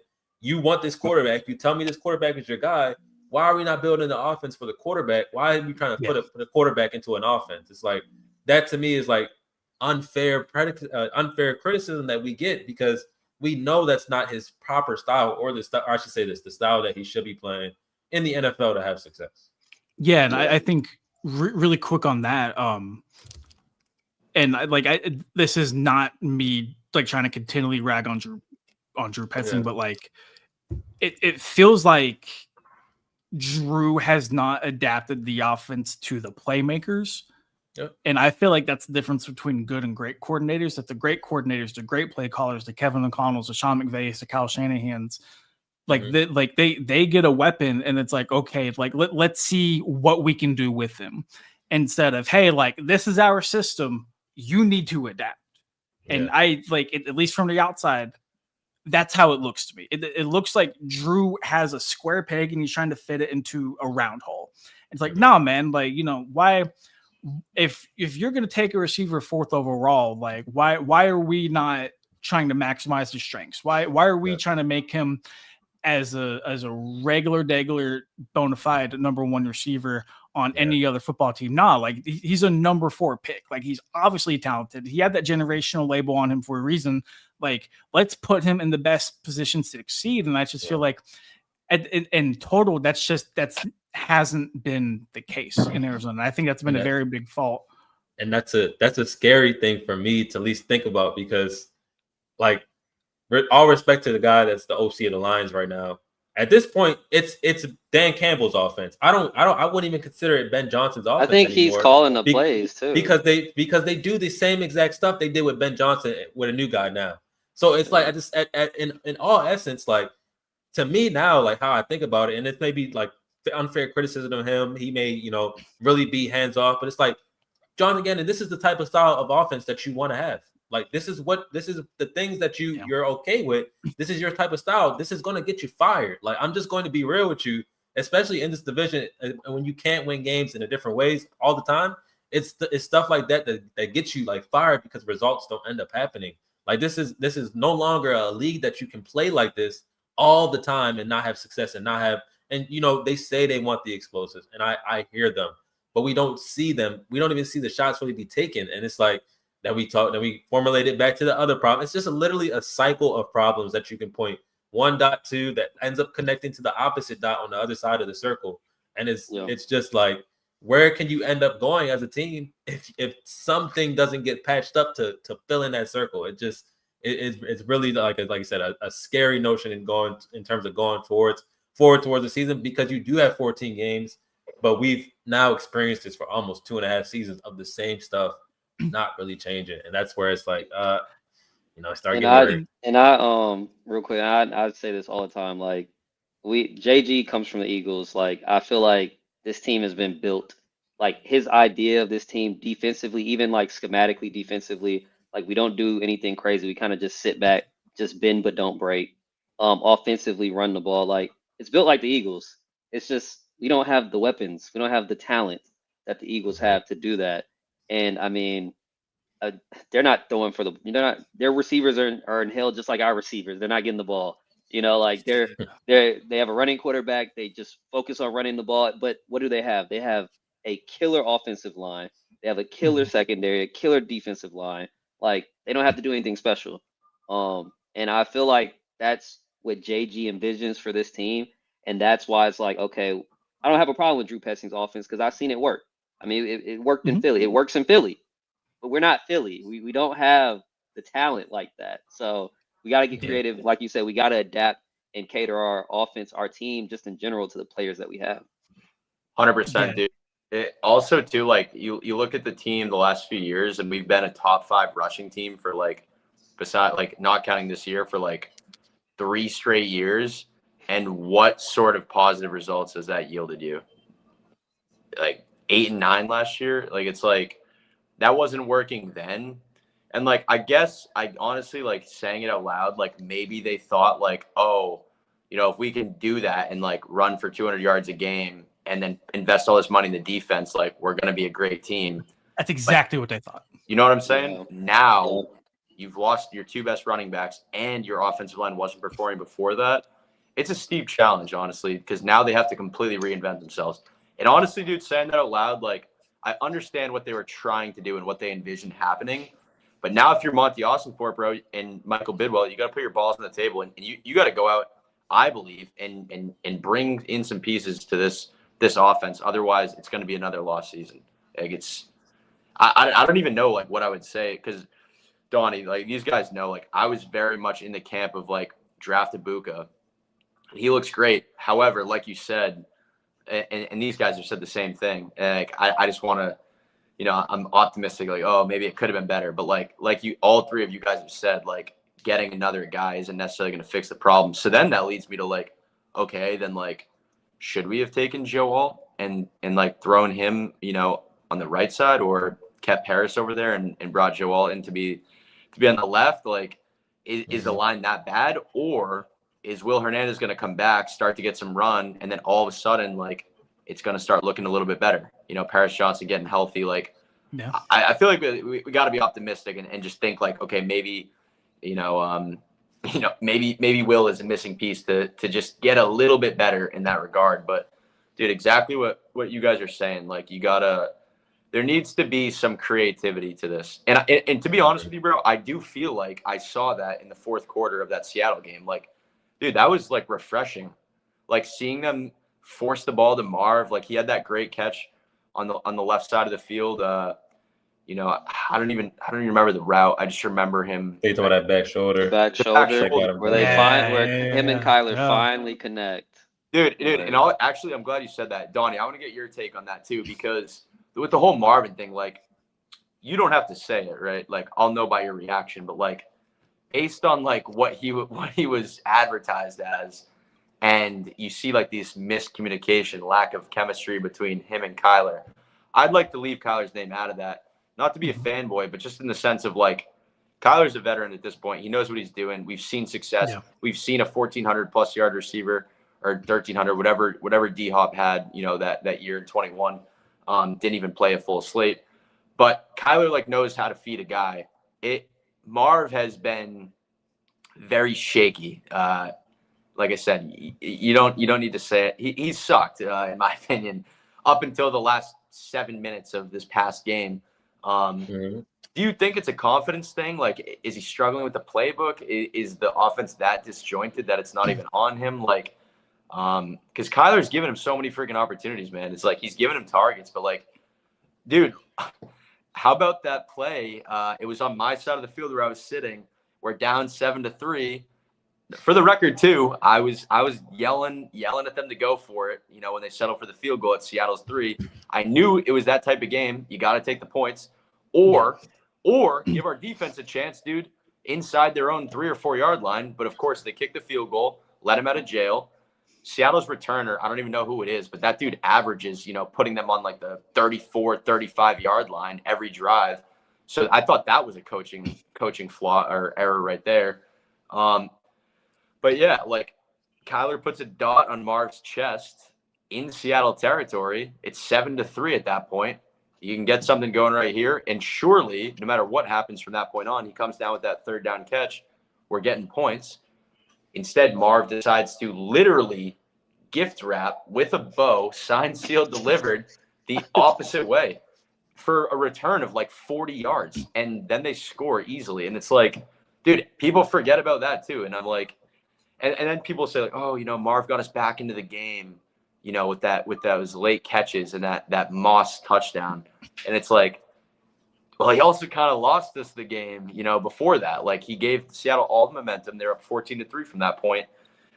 Like I said, back to my question, like, do you think he's gotten the confidence now after that last 5 minutes of the game? Like, where's his head at, man? Like, tell me what this guy is like in the locker room, because he's a great kid. If he was sitting on this call, I would say, You're a really great guy. You're very respectful, seemingly very intelligent guy, comes from a great family, you know, NFL royalty, really. But like, dude, there was talk about him, and I don't think this was true, but like people were saying like he was on the verge of tears after the Niners game when he agreed to meet with you guys. When he gets in the locker room, man, after a tough loss like that, where he had arguably his worst game as a pro against the Niners, like, dude, is he beating himself up? Like, are guys talking to him, dude? Is Kyler talking to him? Are the other receivers talking to him? Is JG talking to him? Is Drew talking to him? What does that look like? Because from our perspective, we see him go out, look slow, not confident, not passionate, sad look on his face, and then that's it. So just give me something, you know, just. Yeah, nah, man. It's it's so interesting because I don't think Marv has ever struggled to play football in his life.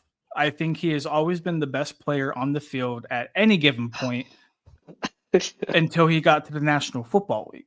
And so it's such a curveball when you go from being that fucking dude every game, every week, to, all right, like now, like I got to hit the reset button. Like I'm fresh meat. Like I'm not going to be open like I was in college every play. Like that's just not how it works in the National Football League.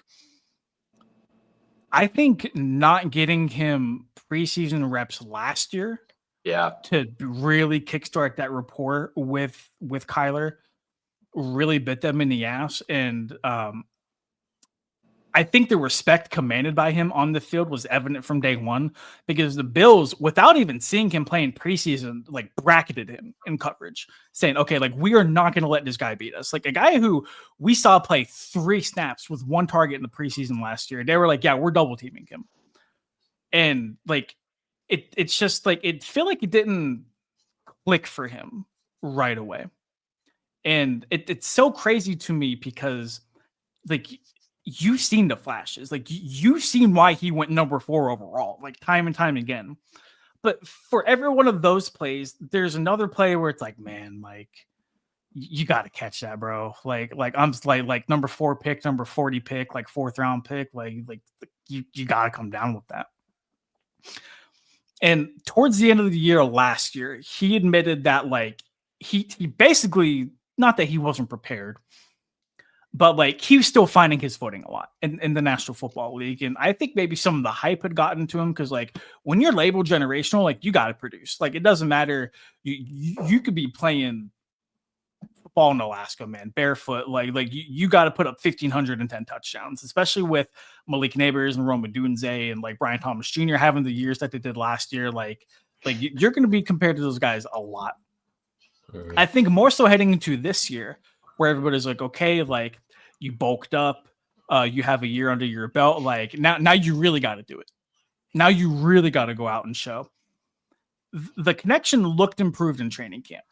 Like I was very adamant. I'm like, okay, like I see it with my own 2 eyes. Like it looks like he took that jump. It really, really does. Didn't get a whole lot of reps in preseason. And then like you talked about after the 49ers game, I've never seen Marv like that. Marvin Harrison Jr. is as stoic as they come. Win, loss, whatever. Like he's smiling. Like he's not happy-go-lucky, but like he's normally a cheerful dude. Like he's a really nice, fun guy to talk to. He really, really is. But like I have never seen him that distraught. And I looked at that. I didn't make the trip, but I looked at it. I'm like, that's not good. That's not good. And then you saw the first half that he had, and I'm like, he's in his head. Like he's clearly in his head. Like it's just like I don't know if it's a confidence issue. I don't know if it's just all like happening up here, to the point where like I don't know if you guys saw my tweet, but there were Seahawks people in the press box that were like he's broken. Oh yeah, I've seen that. He is I broken. did see that tweet, yeah. And you know, it's like for a guy who basically looks like he was built in a lab. He was raised by a Hall of Fame receiver. He's 6'3", 6'4". Like he looks like an NFL wideout. He moves like an NFL wideout. Like, you know what I'm saying? If it looks like a wideout and talks like a wideout and moves like a wideout, he's probably a fucking NFL receiver. So that leads me to believe, back to the whole square peg in the round hole thing. Mm-hmm. Maybe we shouldn't treat Marvin Harrison Jr. like Calvin Johnson in terms of throwing him 50-50 balls every game and expecting him to come down with every single one. I feel like with Marv, the best success they had was the deep crossing patterns, totally. the getting the ball in his hands early. And what's so crazy is, after week 1, Marv was like, I really like when I get the balls in my hands early. Like I like just like getting that rhythm early really helps me get going. And I don't know if Drew Petzing missed the message at all or what happened. He didn't. If I remember correctly, like he wasn't a factor at all in the first half of the following game. But like bringing this all back to the point, I don't think I'm worried about Marvin Harrison Jr. only because the way he rebounded. Because a bust, like a guy who's not capable, doesn't make that catch over Devin Witherspoon. Doesn't make that back shoulder grab on the sideline in that 2-minute drill. And I just think like I really, really hope, and this is the optimist of me, that second half will springboard him into something better. But that goes into the same thing, is that like he's not calling the plays, he's not running the routes that he wants to. It's all up to Drew Petzing. It really, really is all up to Drew Petzing to scheme his best wide receiver weapon. And it doesn't help that he went to a run-first team with Trey McBride as the primary passing option. Is it a confidence thing? I think so, maybe. But I'm not worried about him at the same time, if that makes any sense at all. Yeah, I'm going to tell you, I'm worried about him. My bad. I didn't mean to cut y'all up. I'm gonna tell you. I'm fully 1,000% worried about him. It's a lot of things. I'm glad y'all brought this up. Shaw, you're a bold man for wearing that jersey. I probably will not put that jersey on again, unless he wins us a Super Bowl with the Super Bowl game winning catch. It's coming to a point where, again, I know the person below me is a big Kyler fan. We all are. He's a guy that wants to see Kyler have good stats, all this other stuff. Like, essentially, our guy he gave us 2 interceptions. He gave Kyler 2 interceptions. Whether you say the first ball would have been intercepted or not, it doesn't matter. If he jumps for the ball, it at least gets deflected into the air at some point, or maybe it doesn't even get to Kobe Bryant's hands. And again, this is Kobe Bryant, who has yet another pick on Kyler Murray because there's a miscommunication in terms of where the route is going. This is a guy that is not that good at football, who had to transition to safety because he couldn't play corner, who is now dominating the league in terms of playing the Cardinals because he ends up with a pick every time he plays. So, like, overall, what I mean to say by that is, like, Marvin Harrison Jr., I'm just worried about him because you, as a receiver, yes, you can be on your head, but, like, we're talking about, like, simple things of if you're pressing and a DB is stacking you over top, that's a clear indication towards a back shoulder ball that, he's still running down the field looking for the ball, like, regularly. So, again, one, who is he getting taught by? Obviously, Drew Terrell, pass game coordinator. That's clearly not a good coach. Overall, just in general, our receivers just haven't really progressed with him as their receiver coach. So I don't believe that he's that great of a coach. But overall, in general, like, the miscommunications and the mistimings and the not knowing what's going to happen, when it's going to happen, and overall just the drops, as Jake mentioned, the ball cannot bobble in your hands 5 times while you're going forward. And then just for you to get hit in the stomach and wince and then drop the ball, basically float it up in the air for the guy to catch it. It's like, now I'm having to question your toughness in terms of that. And you did bounce back. Like, I'm not writing him off, but I kind of am just done with the experience because I was sold, as these guys know, we're sold as this big billing of superstardom, and we're getting just mid-tier level play. And it's like, we're glad when he does things like catch the football now. Like, that to me is kind of sad when we're talking about a 4th overall pick. And he's not going to be superhero all the time, and I do have to get that. And he also, at the same time, like you mentioned, it is an offensive scheme thing, and overall, like, it just doesn't cater to him. But again, like, we put the ball in your hands early, as you mentioned. It was the first play of the game. We put the ball in your hands, and you still ended up dropping 2 passes, or you still ended up dropping a pass or 2.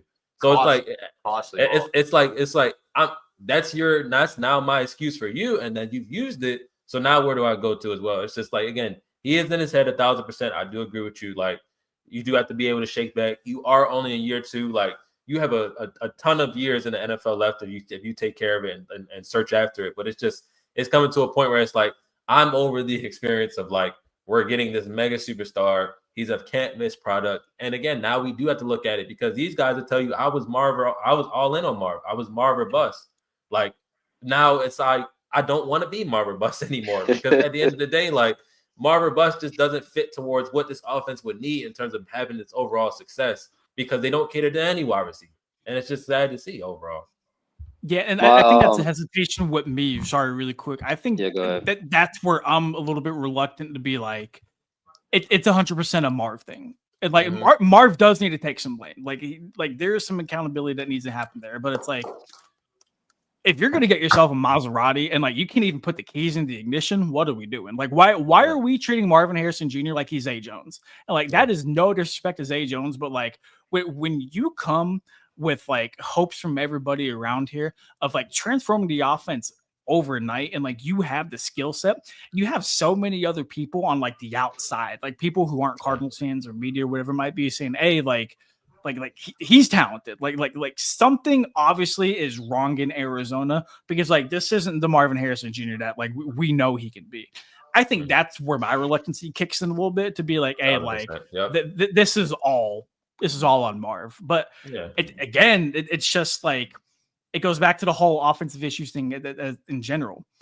There's just so many things happening where it's like, it's so tough. It's so tough to be like, okay, you're the problem. The endless circle of not being able to fill in the circle is just that's literally how I'm shaping this entire offense. Go ahead, Sean.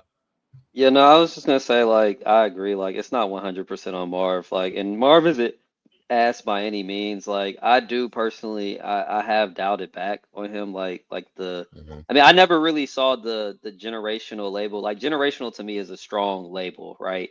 Like, yeah, you're 6'4", yeah, you run, we don't know what he runs, but you look like you run fast. You know what I'm saying? Like, uh, but I never really saw that. But it's like the basic things, right? Like I expect you to do that. Like as a wide receiver, like I expect you to catch the ball, even if you haven't gotten the ball early, like in the game. Like it's a third down play. You know, on third down, you're gonna be running routes. Like just be ready to catch the ball. That's your job, right? I personally feel like yes, the offense is a problem, but it's also more on Marv, in my opinion. Like I just don't know. Like you mentioned something, and I kind of chuckled when you mentioned it because it reminded me of Kyler Murray. You said Marv has always been the best football player on the field. He's never had an issue. He's always been dominant, right? That was Kyler Murray before he got to Arizona. And when Kyler Murray got to Arizona, he learned very quickly that the NFL is a lot harder than college. Like you're not just going to be able to do the stuff that you did in college, right? And Kyler has his limitations height wise. I personally feel like Marv has some limitations speed wise. Like I don't feel like he's the fastest guy on the field, right? That doesn't mean that you can't go out there and make plays like a la D Hop, you know, for Arizona. But I just think that the difference between Kyler year one and Marv year one or Kyler year two, I feel like Kyler has always believed every time he steps on the football field, he is the best player on the football field. Great point. I don't know if Marv, I think he thinks that of himself, right? But I also think that Marv is a very he's a very intelligent guy, right? And I think he looks at some things like very black and white. He's like, okay, well, I haven't gone out here and put up 200 yards in a game, or I haven't gone out here and dominated a game like Malik Neighbors or whoever else, right? And it's like, okay, I didn't do my best today. I wasn't the best player on the field, but you need to. If I was talking to Marv, you need to operate and understand that every time you step on that football field, can't nobody guard you, because I truly feel like it's a confidence thing. And if he gets that in his head, okay, now you're running routes faster. Now you have confidence to go up and pluck the ball out the air. You're not overthinking like that right there. And I don't know. I mean, you're around the players more than obviously you're around the players a lot. Like I don't know if he's constantly being reassured that, because I know JG and Drew and Kyler, they say, oh well, we expect these things of Marv and this and that, but expectations and actually doing it are two different things. And I think Marv feels like he needs to do it before he can be called that, versus just saying like, hey, I'm that guy. Like, let me go out here and let me be confident in myself. Yeah, and I would fully agree with that. And I think he's humble, very, very humble, very soft-spoken.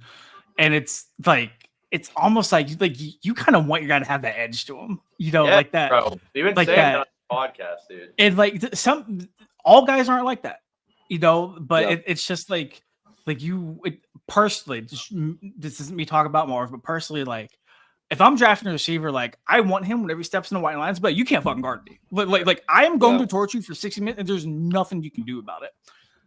I like Marv doesn't think like that. At least he doesn't talk like that. Dude, I'm not sure if he thinks like that. But one thing I do want to highlight really quick, I got you. Okay. Drew Terrell was talking to us last year after Friday practice.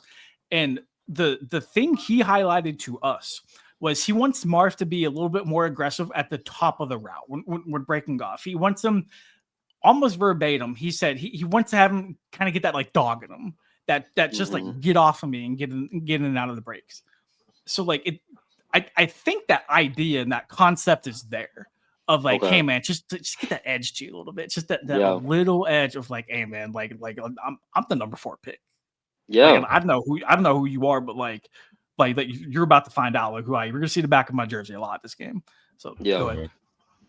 Two things. One, I totally agree with that, and I think it's crazy because it's almost. And he said that last year. You said it's almost like he after practice hasn't improved on that at all, because that first interception he just quit on the route.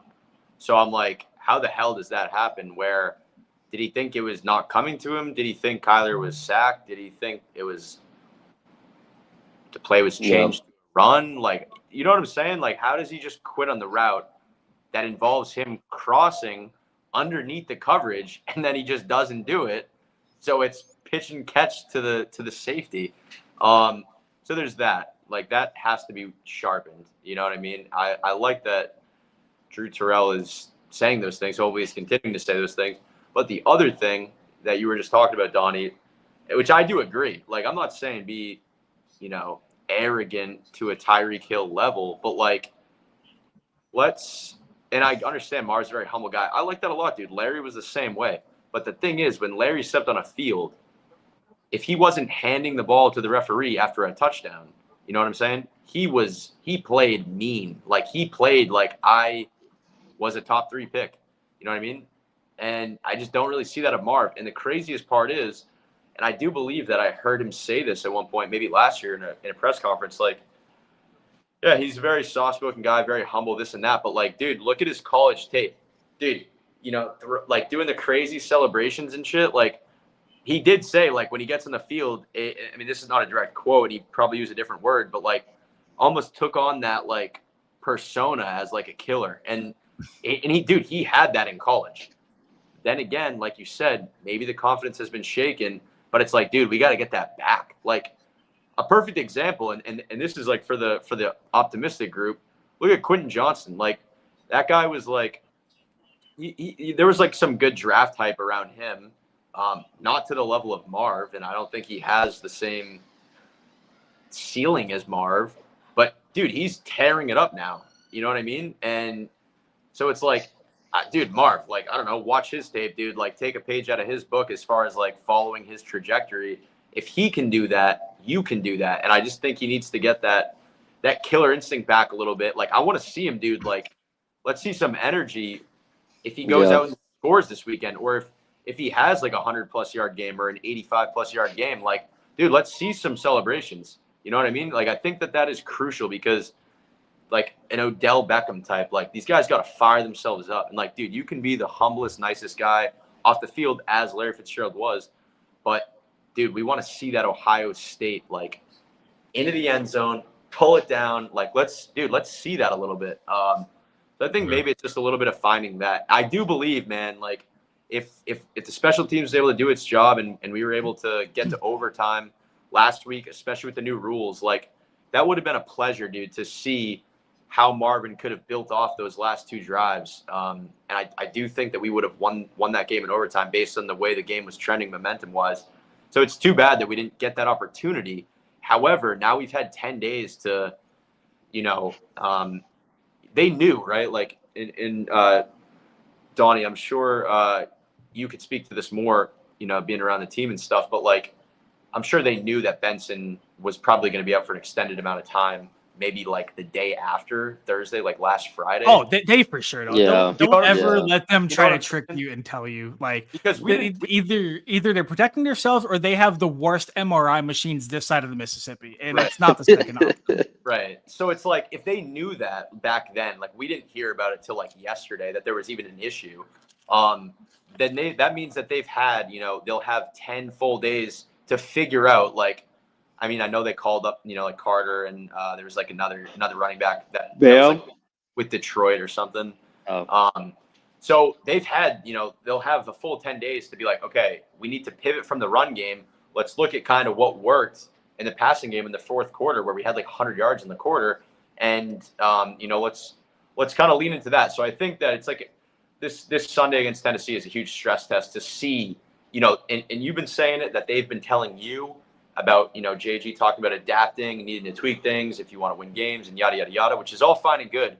Let's see that on Sunday. Like, that the running game is decimated. That, run blocking has been piss poor. So let's see, you've had 10 days, which is an eternity during an NFL season, mini bye, right, to go and figure it out. So I think, I mean, dude, I'm fully expecting to see Marv with like at least 6 catches, which is his career high. He's done it a few times now. And 80 yards, like, and I'd like touchdown. He gets touchdowns, man. I'm not even too worried about that. I want to see the targets, the catches, and the yards. Like, let's start to use them, because our backs are against the wall now. That the running game is decimated. You've had 10 days. Like, figure that connection out. I'm tired of the excuses. I'm tired of the miscues. This team stinks. Like, let's go see what you've got. Like, I mean, this is almost like a pet thing, like coaching for your job. Like, and Donnie, I know you said they're not going to fire mid-season, but like with this 10 days against the worst team in the league, no one's arguing that. If you can't go out and make it look good against them, I don't think I need to say anymore. Corey, I think this might be a good time to maybe segue into just like some quick thoughts. I mean, I say quick thoughts, but I don't really have much to close. I was gonna say, you talk about this game. next game. I don't even like. We could definitely get into that. I don't even have much. You need to win the game. Yeah. Obviously, like to your point about Marv, I know he didn't have. I know he hasn't played the best, but he's going to be absolutely challenged by L'Jarius Sneed at every point of this on the line of scrimmage. At every point, he will press him to hell and see if Marvin can beat the physicality that he's going to present. And it's going to show a lot in terms of who Marvin is as a person and a player. Because again, this is a guy in Sneed who is a Super Bowl champion, doesn't really give a shit about anything at this point anymore. So it's like at the end of the day, he's going to see, test the type of manhood that Marvin has in terms of receiver. So it'll be a good test for him, and it'll see. And I'm 1,000% worried about the middle of the line of scrimmage. Like Jeffrey Simmons is, if not the second best defensive tackle in all of football. We have, the combo of guards that, are bottom 5 in terms of football. And so he's probably been licking his chops all week waiting to play us. And so it's like, it comes down to a point like, what is your team going to do offensively to have success, to negate a good defensive tackle? Because I've never really seen it ever since Aaron Donald was around. You never really saw them negate him too much. So it's like, what is your plan to negate a good defensive tackle? And how can you get Marvin, involved, or not even Marvin? How can this pass game come alive? How can we have a 300-yard pass? Not even a 300-yard passing day, but just a 300-yard offensive day. And how can we get the ball going around the yard to make it feel like things are progressing forward? That's going to be the huge test for me. Am I worried about the defense? Not necessarily. I do think you just continue to confuse Cam Ward. Pat Toney and Rollis are going to have a bunch of different crazy looks in the backside for Cam. So I'm not 1,000% worried, and I do think Josh Sweat will end up with a sack. I think Baron Brown to get some pressure. I know we've got kind of long on the offense. I would have loved to talk about defense a little bit. We don't know what the hell is going on with Darius Robinson. Obviously, Walter Nolan hasn't had his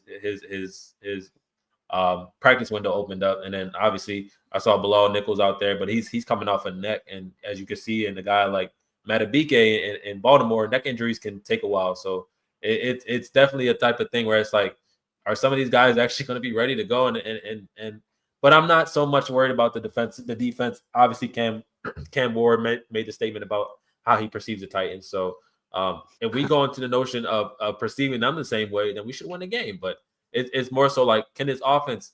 I'm waiting for the offense to prove to me that they can do anything. And until then, it's more so like, I think we probably win this game 2017, 20-13. Like, and I know, Jake, you're not going to be happy about that. But at the same time, it's like they haven't proven to us that they can win that way. So it's like, we have to hold on for dear life. We're going to have to find some plays here and there. And can the offense do enough, and can the defense hold enough to win the game? That's kind of just how this football team has been. And especially, like you said, without the running backs, there is no excuse for the running game or there's no, like, not excuse, but a fallback notion for the running game. So you have all the opportunity to pass the ball. Will they do it? Probably not. But should they do it? Yeah. And we'll have to see from there based on what that comes down to. What are y'all thoughts about this game? Real quickly. Yeah, I'm gonna be real quick, and then Donnie, I guess I'll let you go last since you're a special guest. Mm-hmm. Yeah. So I just real quick, just win the game, right? Like, you're about to get Tennessee's best chance. Like, I remember when it was Kyler's rookie year. I want to say we went on the road to Cincinnati. In Cincinnati, you never really look at Cincinnati as a team that you just can't beat. And to be fair, nobody ever looks at the Cardinals as a team that they just can't beat. So the Titans are going to come into Arizona. They're going to give us their best punch. Cam Ward is going to try to do their best to win this game. Just don't let it happen. And from a coaching standpoint, not a coaching standpoint, but just from like a game standpoint, you win a game by double digits, it's all peaches and cream. You lose the game, Donnie and the boys, they gonna harass you with some questions in that media room. Mm-hmm. So just get it done. I'd love to see, even though this is not gonna happen, I'd love to see one day Marv just go out there and just body somebody into the ground like George Pickens on a block or something. Like you say, you want to get the ball in your hand, or you need the ball in your hands early. You don't need to do that to get fired up. Like you could just put somebody on the ground and get going that way. Yeah, man, just win the game. That's all. Mm-hmm. Yeah, pretty much.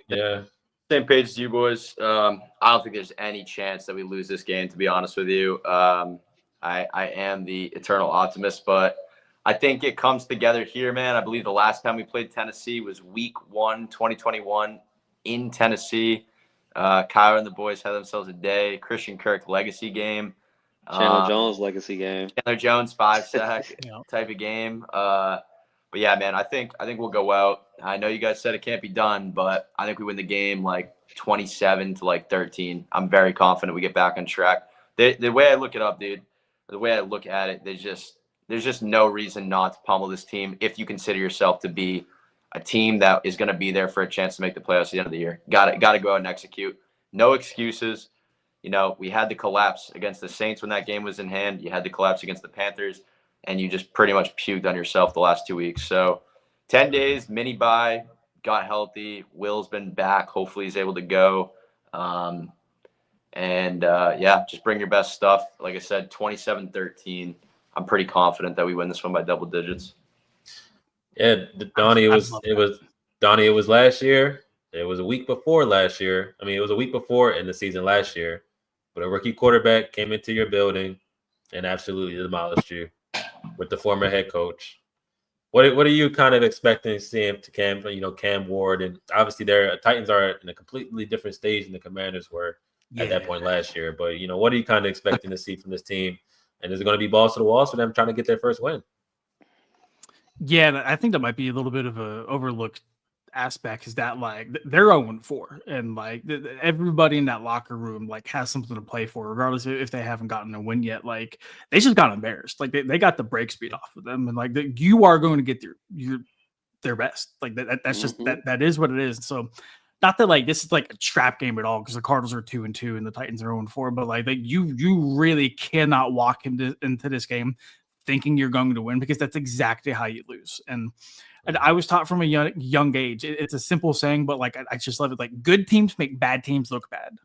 We have heard all offseason about how good this Cardinals team can be. You have an 0-4 Titan squad coming in here. You need to make sure everybody in that stadium knows that the Titans are the bad team there. Mm-hmm. And so just show me something. Show me something. I'm not asking for a 30 burger. I'm not asking for Kyler to throw for 304 touchdowns. I don't need 250 on the ground. Mm-hmm. But just show me something, because this is right around the time where teams really start to form their identity. I cannot tell you what the Cardinals' offensive identity is. I can tell you an idea of what they want to do, but they've yet to actually do it. Mm-hmm. And just show me something you can build off of. Show me some improvement offensively, because that was really the main thing I wanted from week 1 to week 4. It just showed me you were a better offense than you were week 4 compared to week 1. Just show me something better on a week-to-week basis. We haven't seen that at all. Mm-hmm. At all. You guys have said it plenty of times. 10-day rest period, a mini bye. You're getting some guys healthy.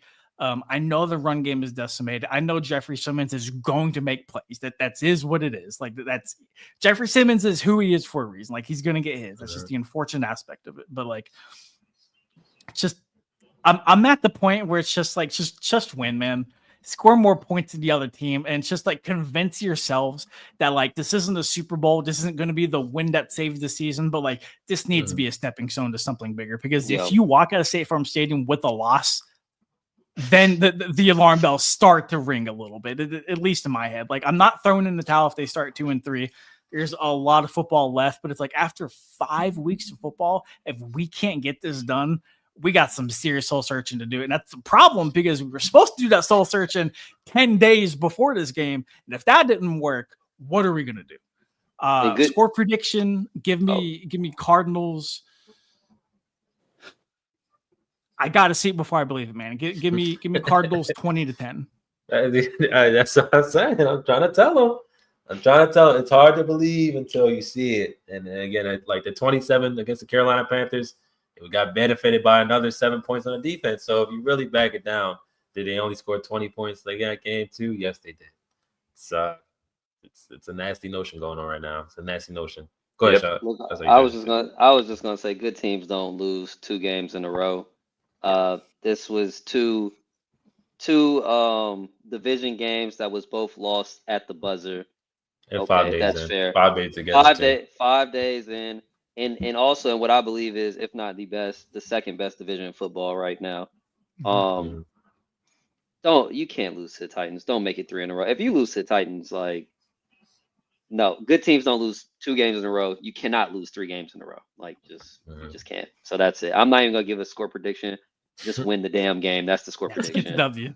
I definitely feel that. So, wish we had more time. Obviously, with Donnie, we appreciate you. Wish we had a little bit more time to go on the defense. There are some question marks, but there are obviously not as many as the offense. And it was a good, little vent session for the offense.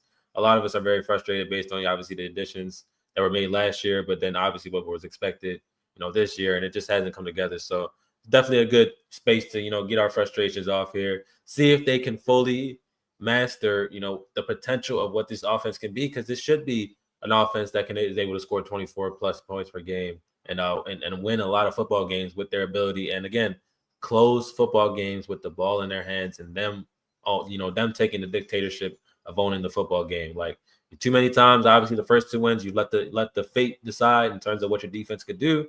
And now the last 2 games, it kind of bit you on your ass, not being able to close out. So you need to be able to close, finish, and do what you got to do. And no other time to do it against the Tennessee Titans team that is reeling, that is suffering, and that is looking to, for any type of hope they can have. It's nothing better than beating a team that's very desperate. We know the notion of a desperate team as an Arizona Cardinals fan. So you definitely want to come in and make a statement, make a chance for people to believe in your football team again. And they'll say it's just the Titans, but we'll say, damn it, the offense did something. And at the end of the day, that could be, a stepping stone, as you guys mentioned, for, rest of the season. So, like I said, appreciate y'all. Y'all boys had anything before we head out today? Appreciate you coming in. Yeah, thank you, Donnie, for sure. Hopefully, I just have a PSA. Let's wear these jerseys some more. Let's wear them at least one other time this year. Agree, man. Like, the jerseys were fire. They were fire. Yeah, the field was fire. Definitely shout out my people. I do similar work like that in real life. So shout out my good grounds people out there putting in the work with the paint of the turf to look beautiful.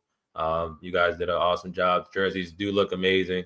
Everything looked good. Obviously, the score and the result didn't look great, but everything looked good, aesthetic wise. And good to see that we're kind of starting to get a little turn on the aesthetics. And obviously, I think we're wearing the blacks this week too. So it's back-to-back alternate weeks. The blacks have never really been good to us, so let's hope they're good to us this year. They strategically picked a good game to wear the blacks.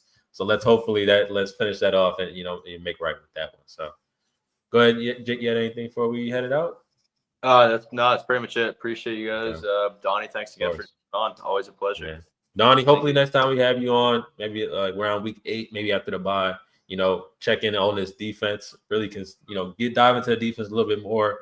Definitely, like I said, talking points there, but just had to be offense strictly today because just a lot of things going on there. So, but you had anything before you head out, Donnie? Appreciate you again as always. Nah, man, I just really appreciate you guys for having me on. And like I said, got to be adaptable. Sometimes the conversations got to change it, and like the Cardinals' offense, man, got to find a way to win. I feel like we got a dub tonight. So, of course, I love it. Of course. Well, appreciate the chat as well. We appreciate y'all coming through. Every listen is worth it. Every comment is worth it. We appreciate you, Dana, Classy, Nasty, Jack. Yes, all you in here as well. So appreciate all of my Arizona people. Everybody, has tapping in with this podcast and supported us overall. So there's a nice long episode for y'all. Hopefully we'll catch y'all next week after a dub. And saluting and then moving on to Indy, who's going to be a tough contest after that one. So, all right. Sounds good. We'll see y'all on the next one. Peace out. Catch, fellas. All right.